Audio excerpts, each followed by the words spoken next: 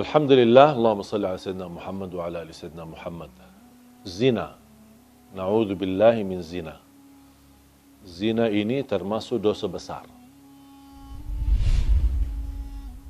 Zina ini bergaulan seorang laki dengan wanita yang bukan muhrimnya. Lebih besar lagi kalau wanita ini muhrimnya. Na'udzubillah min dzalik. Wanita ada hubungan keluarga maupun tidak ada hubungan keluarga belum dihalalkan melalui akad nikah, ijab kabul, berarti hubungan mereka itu zina.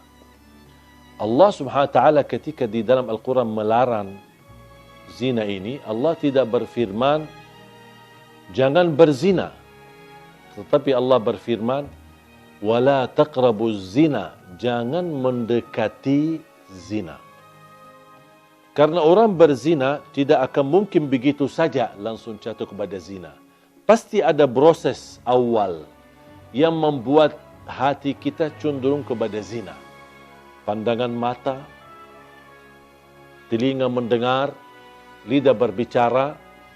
Sekarang berbicara lidah kita diwakili oleh WhatsApp. Chat bersama seorang wanita, mungkin ketemu di sosial media. Boleh enggak kenalan? Boleh. Ya di situ mulai langkah awal daripada zina. Satu kalimat, ini balas, ini kirim, ini balas. Sebentar lagi ada gambar, sebentar lagi ada love, ada sebentar ini ucapan, saya tidak bisa tidur, merindukanmu, kangen samamu, di situlah. Ini langkah-langkah seperti ini mungkin dianggap remeh, kecil. Cuman buang waktu, cuman chat. Saya tidak ada niat apa-apa. Di situ yang dilarang oleh Allah. Jangan mendekati zina. Nadratun, fabtisamatun, famaw'idun, faliqa'un, fazina. Ini prosesnya. Nadratun, pandangan. Senyum. Ya, pas habis pandangan, apa? Senyum kan? Kalau sama-sama suka, pasti senyum. Kalau tidak suka, tak mungkin diperhatikan. Tapi ini yang bahaya di sini. Wal ainu tazni wa zinaha an-nadhar, sebagaimana bersabda Rasulullah, pandangan mata berzina. Mata berzina dan zinanya mata adalah mempandangi sesuatu yang haram. Nadratun fabtisamatun. Langkah awal melihat. Pandangannya menarik.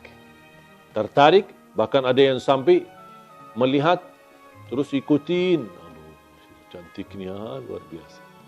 Di situ sudah mulai bahaya. Habis nadratun, muncul langkah yang kedua. Kalau sudah suka, gara-gara pandangan, pasti akan senyum. Pasti akan senyum. Fabtisamatun. Habis senyum, mulai berbicara.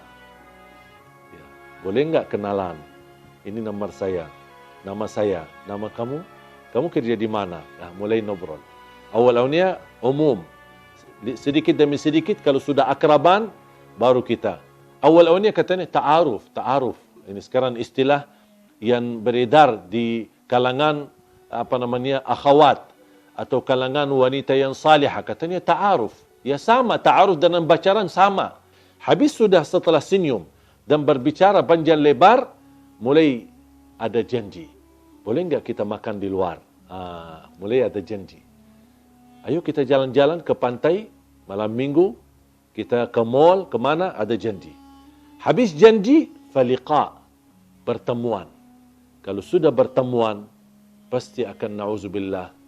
Kalau bukan dilindungi oleh Allah, sudah lemah hawa nafsu, lemah iman, sahwatnya sudah tinggi, dan proses langkah-langkah yang begitu banyak, ujung-ujungnya habis bertemuan, pasti diajak untuk bersama-sama malam hari atau tiduran bareng. Disitulah awal-awalnya dipermudahkan, dianggap remeh, dianggap enteng, biasa aja, tapi ujung-ujungnya jatuh kepada zina.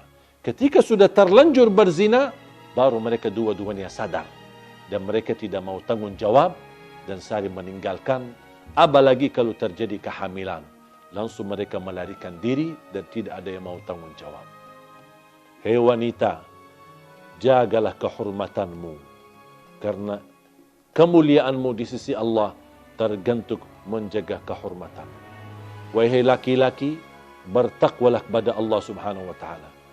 Jangan mempengaruhi wanita untuk jatuh cinta, tapi Anda tidak serius terhadap cintaan itu untuk dijaganya dan untuk dipelihara dan untuk dijadikan mendapatkan ridha Allah Subhanahu wa taala. Mudah-mudahan kita semua dilindungi oleh Allah dari perbuatan zina, dari langkah-langkah awalnya sampai ke ujungnya jatuh kepada zina. Semoga kita dijegah diri kita dari perbuatan dosa besar zina. Semua orang dapat diampuni oleh Allah dosanya. Apapun dosa kita.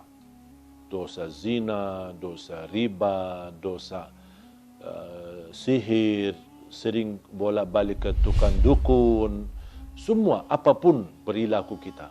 Dan syarat taubat. Kalau taubat, pasti diampuni Allah Subhanahu wa taala. Tapi ada satu orang yang tidak akan diampuni oleh Allah Subhanahu wa taala. Bahkan tidak akan diselamatkan dari perilaku itu. Sangat bahaya. Siapa? Yang terang-terangan menceritakan berzinahan atau kebanggaan terhadap kemaksiatannya kepada Allah Subhanahu wa taala.